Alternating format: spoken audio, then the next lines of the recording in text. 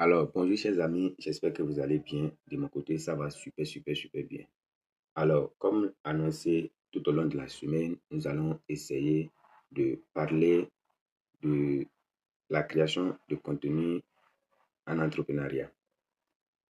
Aujourd'hui, nous allons essayer de vous révéler, lorsque vous vous lancez en ligne, à qui il faut réellement confier la communication ou la création de contenu pour votre entreprise. Alors, généralement, les entrepreneurs commettent une erreur très grave. L'erreur qu'ils commettent, c'est de recruter un tas d'influenceurs, de recruter à ce monde des gens qui ont une petite notoriété ou qui ont une communauté donnée, de parler de leur business à leur communauté.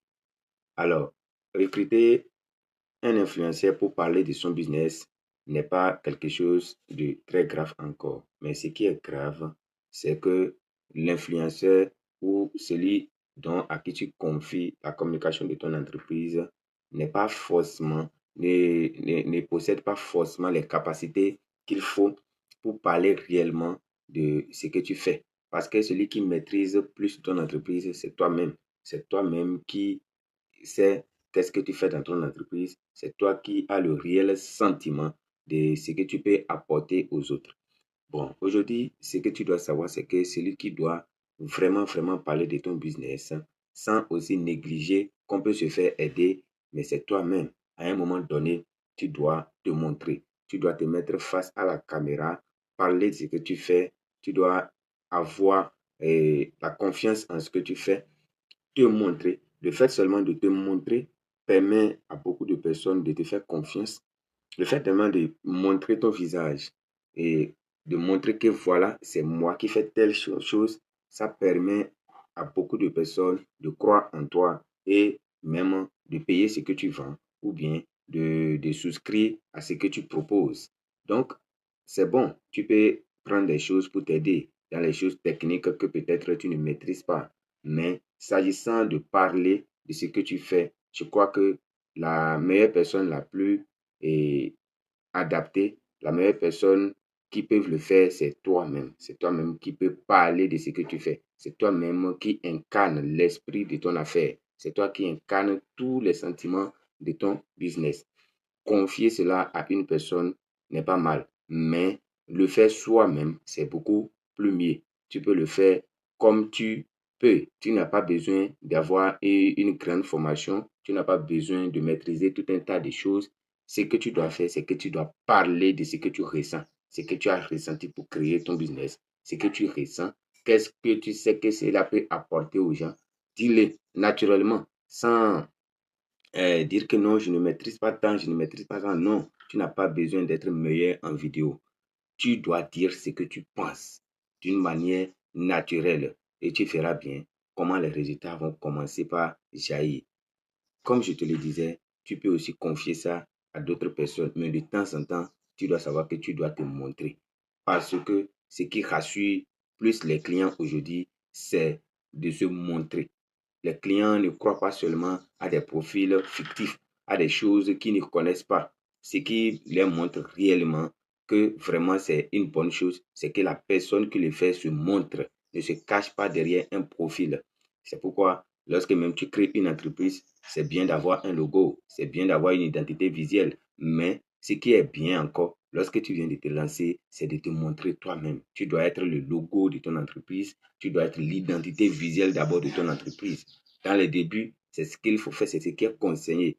Il faut te montrer, mets ta photo. Il faut avoir une belle photo de toi, mets-les au profil, mets-les en page de couverture, montre-toi, fais des vidéos, parle de ce que tu fais et avec le temps, lorsque tu vas commencer par avoir une notoriété, tu peux maintenant essayer d'avoir une identité visuelle pour ton entreprise. Mais dès le début, je crois que la meilleure identité qu'il faut pour toi, c'est ton image. Parce que les gens n'achètent pas forcément parce que tu as un meilleur produit. Ils achètent parce qu'ils croient en toi, parce qu'ils ont confiance en ce que tu fais, parce que tu as de la crédibilité dans ce que tu fais.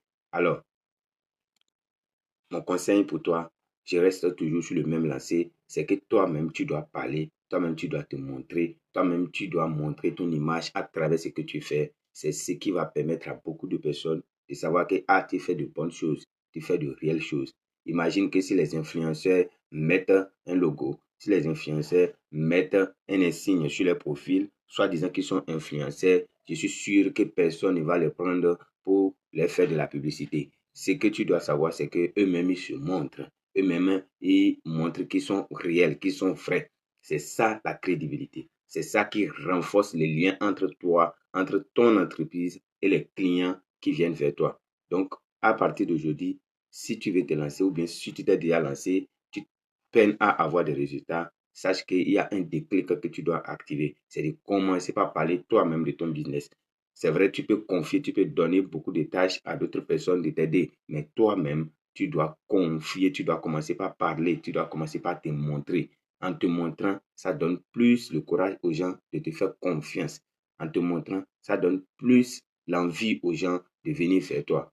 Alors, si tu as compris l'objectif de ma vidéo, n'hésite pas à t'abonner, like, commente, laisse-moi ton avis. Dis-moi, qu'est-ce qui t'empêche réellement de te lancer dans la création de contenu, ne serait-ce que pour ton entreprise? Et dis-moi, quelles sont les choses que tu as besoin. Est-ce que tu ne sais pas réellement comment tu fais? Comme je l'ai dit hier, tu dois te mettre devant ta caméra. Tu dois dire ce que tu penses. Tu dois dire ce que tu ressens. Tu dois dire ce que tu fais. Tu n'as pas besoin d'avoir une grande compétence en montage de vidéos. Non, tu fais quelque chose simple devant ta caméra. Tu la postes sur tes pages, tu la postes sur tes réseaux sociaux. Tu continues le lendemain, tu t'en fiches. Ça marche ou ça ne marche pas. On like, on ne like pas. Le lendemain, tu fais la même chose. Le troisième jour, tu fais la même chose. Et tu fais cela successivement pendant un mois. Et tu me diras, c'est quoi le résultat final. Alors, d'ici là, n'oublie pas de t'abonner. Ça ne te coûte rien et ça me permet d'évoluer dans ce que je fais. Ça permet à l'algorithme YouTube de proposer aussi mes vidéos à d'autres personnes qui certainement ont besoin d'écouter ce que j'ai dit. Alors, like, commente et laisse-moi ton avis afin que dans ma prochaine vidéo, je puisse répondre à des questions que vous allez me poser. D'ici là, portez-vous bien et à bientôt.